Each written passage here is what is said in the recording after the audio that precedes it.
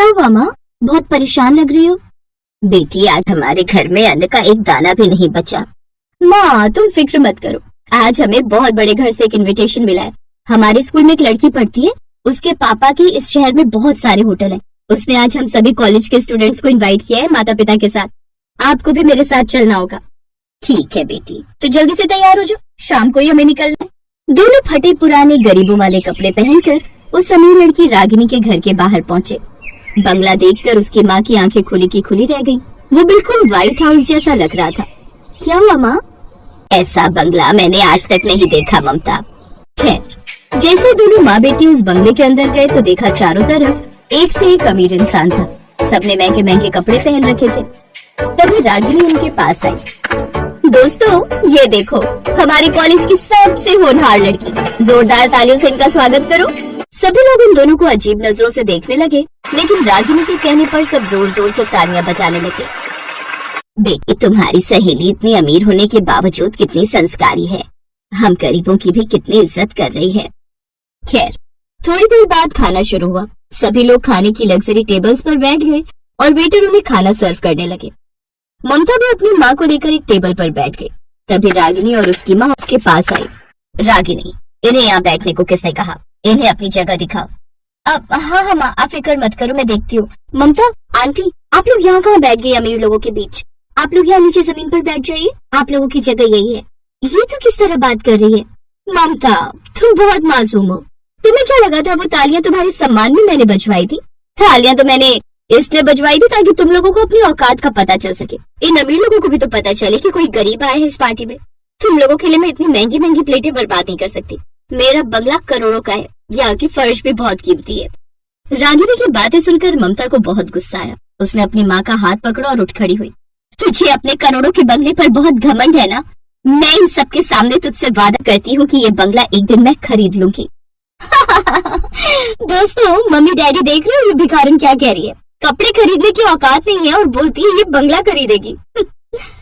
चलो माँ, बहुत हो गई बेइज्जती। ममता अपनी माँ को लेकर घर वापस आ गई। बेटी, बाकी सब तो ठीक था, लेकिन तुझे इतनी बड़ी बात इतने सारे लोगों के सामने नहीं कहनी थी। हम तो साल का 50,000 भी नहीं कमा पाते। मैंने जोश जोश में आकर कह दिया था, लेकिन फिर भी मैं आपसे वादा करती हूँ कि उसका वो बंगला तो मैं खरीद कर ही रहूंगी। अगले दिन ही ममता अपनी सारी डिग्री लेकर किसी कंपनी में इंटरव्यू देने चली गई। मैनेजर ने उसकी डिग्री देखी, फिर ममता को ऊपर से नीचे देखा और कहा, देखिए आपकी डिग्री तो ठीक है, लेकिन आपकी ड्रेस हमारी कंपनी की पॉलिसी के खिलाफ है। इंसान के कपड़े देखकर उसकी मानसिकता का भी पता लगता है। गरीबी मानसिकता हमारी कंपनी के लिए खतरनाक है। लेकिन ममता ने फिर भी हार नहीं मानी। वो लगातार कई दिनों तक अलग अलग कंपनियों में इंटरव्यू देती रही, लेकिन उसे कहीं पर भी नौकरी नहीं मिली। जब काफी दिनों तक उसे कोई काम नहीं मिला तो वो अचानक किसी रेस्टोरेंट में पहुंच गई। उसका मालिक बहुत बुजुर्ग था। बेटी, मेरे यहाँ सारा स्टाफ फुल है, मैं तुम्हें बर्तन धोने का काम दे सकता हूँ। ठीक है बाबा, मैं ये काम करने को भी तैयार हूँ। तो अब ममता उस होटल में बर्तन धोने का काम करने लगी।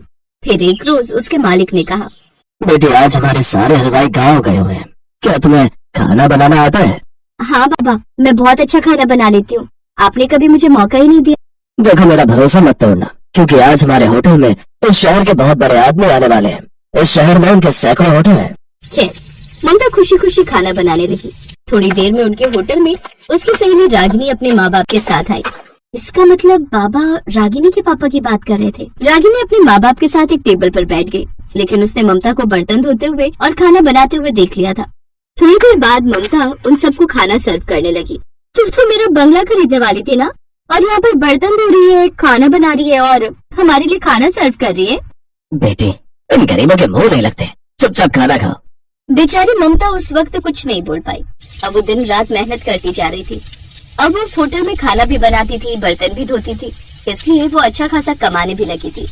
फिर एक रात उसकी माँ ने कहा, बेटी, अब हमें खाने पीने की कोई समस्या नहीं है, लेकिन तूने जो इतनी बड़ी बात बोली थी ना कि उसका बंगला खरीद लेगी, ये तो कहीं से भी संभव नहीं लगता।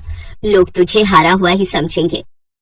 माँ, न वो बंगला कहीं भागा जा रहा, ना ही मैं। मुझे ऊपर वाले पर पूरा भरोसा है, एक न एक दिन वो बंगला मैं खरीद कर रहूंगी। तो ऐसे ही दिन बीत रहे थे। फिर एक रोज ममता के होटल में एक बहुत बड़े मंत्री जी आए। बाबा, कल मेरे बंगले पर बहुत बड़ी पार्टी है, खाना तो अब्राय होटल की तरफ से आ रहा है, मुझे कुछ वेटर चाहिए। ममता बेटी, आज शाम को तुझे मंत्री जी के यहाँ जाना है। कोऑर्डिनेटर स्टाफ को लेते जाना, बहुत अच्छा पैसा मिलेगा। ठीक है बाबा, मंत्री जी आप फिक्र मत कीजिए, आपको शिकायत का कोई मौका नहीं मिलेगा।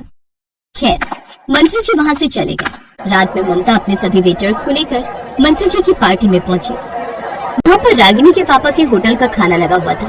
रागिनी की फैमिली भी वहीं मौजूद थी। उसने जैसे ही ममता को देखा वैसे ही उसके पास चली आई। तुझे पता है यहाँ पर मेरे डैडी का खाना चल रहा है और तू यहाँ पर वेटर है, वैसे कब खरीदने वाली है तू मेरा बंगला? रागिनी ममता से बात कर ही रही थी कि तभी कुछ मेहमान अचानक चिल्लाने लगे। मंत्री जी ये सब क्या है? हमारे खाने में केकड़ा निकला और रोटियों में तो फफूंद लगी हुई है। मंत्री जी भागते हुए आए। जब खाना चेक किया गया तो खाना 4 दिन पुराना निकला। उन्होंने रागिनी के डैडी को बुलाया। सारे लोग वहीं इकट्ठा हो गए। मिस्टर ओबराय, इस शहर में मैंने तुमको सारे होटल के टेंडर दिलाए थे और आपने मेरे साथ ऐसा किया। मैं सिर्फ सारे कॉन्ट्रैक्ट तुमसे वापस लेता हूँ, मुझे तो तुम पर पहले ही शक था, लेकिन अब खाने का क्या होगा? मंत्री जी फिक्र मत कीजिए, मैं बस 1 घंटे के अंदर सब लोगों के लिए ताज़ा खाना बना दूंगी। ममता ने 1 घंटे के अंदर अपने साथियों के साथ मिलकर खाना बना दिया। सभी मेहमान उंगलियां चाटते रह गए। मंत्री जी आपको ऐसे लोगों को मौका देना चाहिए। इस लड़की के हाथ में तो ओबराय साहब के खाने से 10 गुना बेहतर स्वाद है। ममता बेटी, आज से शहर के होटल के सारे टेंडर मैं तुम्हें देता हूँ। मैं 10 करोड़ इन्वेस्ट भी करूंगा। तो इस तरह ममता कुछ ही महीनों में करोड़पति बन गई। उधर रागिनी का परिवार सड़क पर आ गया। उसके बंगले की बोली लगी और सबसे बड़ी बोली ममता ने लगाई। रागिनी ने खुद अपने हाथों से ममता को चाबी दी। मैंने कहा था ना रागिनी कि मैं ये बंगला तुझसे खरीद कर ही रहूंगी। आज के बाद किसी को भी छोटा समझने की कोशिश मत करना। और वैसे अंकल, मुझे छोटे लोगों से बात नहीं करनी चाहिए ना, इसलिए मैं अब आपकी बेटी से कभी बात नहीं करूंगी। चलती हूँ, गुड बाय। उस दिन के बाद ममता अपनी माँ के साथ उसी करोड़ों के बंगले में खुशी खुशी रहने लगी।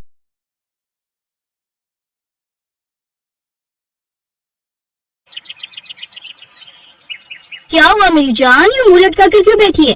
कुछ नहीं निधि, अगर तुझे बताऊंगी तो तू हंसेगी। अब बताएगी भी? मुझे ना अर्जुन से प्यार हो गया है, लेकिन वो गरीब घर से है। छी, तो क्या है यार, तुझे प्यार करने के लिए वही लड़का मिला था। उस जैसे गरीब लड़के को तो मैं नौकर भी ना रखूं। हाँ माना कि दिखने में हैंडसम है, लेकिन फिर भी यार हमारे लेवल का नहीं है। तुझे कभी प्यार नहीं हुआ ना, तो इसलिए ऐसा कह रही है। मैं तो कहती हूँ तू उसका ख्याल अपने दिमाग से निकाल दे। कहाँ तो इतने बड़े बिल्डर की बेटी और कहाँ वो मामूली सी नौकरी करने वाला। तू नहीं समझ रही, वो मुझे बहुत अच्छा लगता है। अच्छा ठीक है फिर चल, अभी उससे जाकर कह दे। निधि सुप्रिया को लेकर अर्जुन के पास जाती है। मैं इन सब चक्करों में नहीं पड़ना चाहता। तुम इतनी अमीर लड़की को मना कर रहे हो अर्जुन, इसे तो तुम अपनी खुशकिस्मती समझो। मुझे अमीर लड़की नहीं चाहिए, मैं ऐसी लड़की से शादी करना चाहता हूँ जिससे मैं अपनी थोड़ी सी कमाई से भी खुश रख सकूं। और जानती हूँ सुप्रिया मैडम, मैं एक मिडिल क्लास घर में रहता हूँ जहाँ साधारण से खाना पीना होता है, ना तो कोई गाड़ी और ना ही कुछ और। क्या तुम ऐसे रह पाओगी? ये सुनकर सुप्रिया घबरा गई। नहीं, मुझे नहीं पता था कि तुम इतने गरीब हो। मैं नहीं कर सकती इतनी गरीब लड़के से शादी। देखा नहीं थी, गरीबी का नाम सुनकर ही वो पीछे हट गई। अच्छा तुम बताओ, क्या तुम मुझ जैसे गरीब से शादी कर सकती हो? तुम भी तो इतनी अमीर हो। बात निधि के स्वाभिमान की थी और वहाँ और भी कई लोग थे।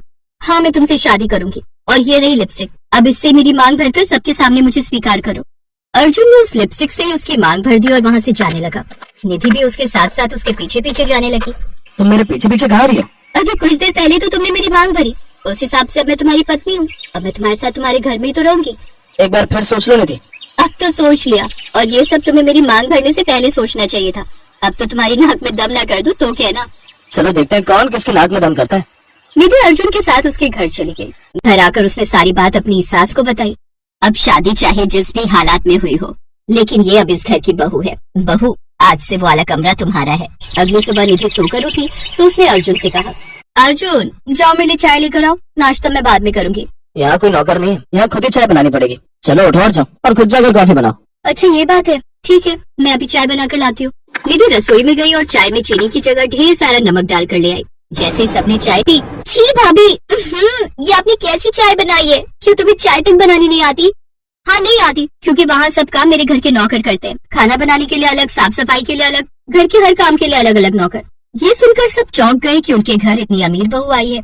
फिर उसकी सास बोली, बहू कोई बात नहीं, मैं तुम्हें चाय बनाना सिखा दूंगी। हमारे घर में कोई नौकर नहीं है, इसलिए सारे काम हम सब मिलकर करते हैं। घर में सभी उसका खूब ख्याल रखते, लेकिन निधि थी कि वो तो जानबूझकर बस नुकसान पर नुकसान करती रहती। लेकिन अमीर घर से आई बहू न तो वहाँ चैन से सो पाई और न खा पाई, जिस कारण निधि की तबीयत बिगड़ गई। कई दिन बीत गए लेकिन वो ठीक नहीं हो पाई। देखिए उनकी हाथों में बहुत ज्यादा इन्फेक्शन फैल गया, जो आसानी से ठीक नहीं होगा। उसे शहर के बड़े अस्पताल ले जाना होगा।